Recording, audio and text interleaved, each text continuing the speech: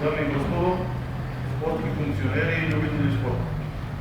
Koristim ovo, ja sam bio Siniša, odavde iz Niša, znači takmičar sam u sportu koji se zove powerlifting i koristim ovu jedinstvenu priliku da pred svima vama iznesem jedan problem koji je prisutan u našem sportu. Kada kažem našem, mislim na sport powerlifting, ali ne sport u Republike Srbije.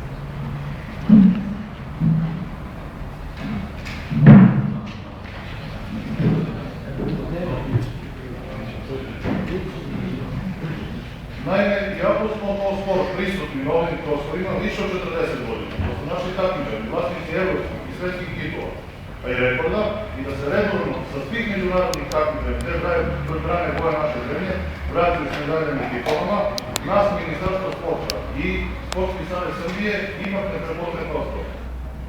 Powerlifting savez Srbije je član Svetskog powerlifting saveza IPF-a još od 1996. godine.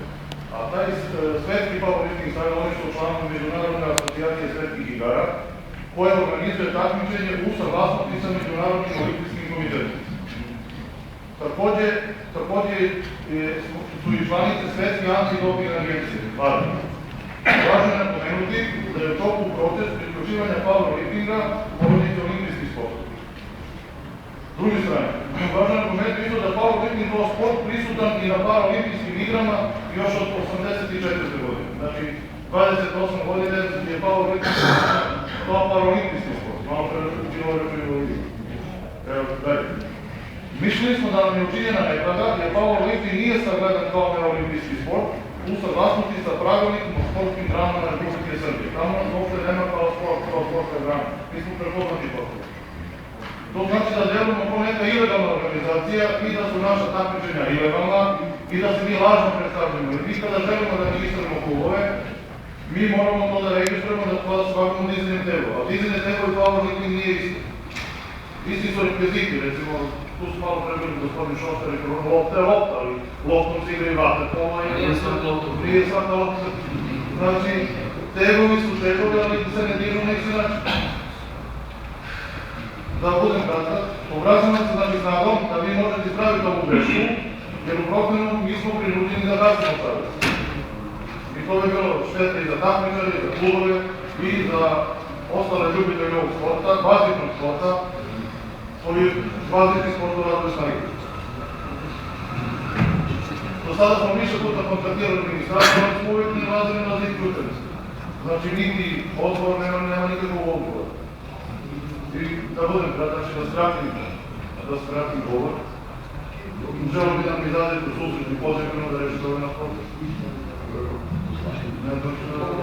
Mi ćemo da proverimo, ne znam za ovaj pravilnik, da li se nalazi u njemu ili ne. Ne nalazite.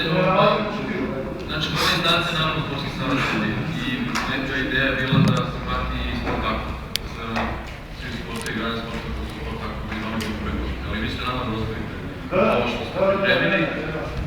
Mi ćemo da pogledamo razlog još jednom zajedno sa sportskim savjezom i jedno sa sportskim savjezom.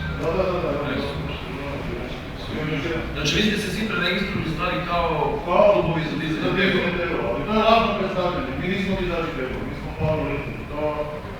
Dizajni telo je olimpijski sport, mi smo neolimpijski sport. A u paraolimpijski sport smo priznati powerlifting, znači paraolimpijski sport, tu smo priznati. Još u 86. godinu.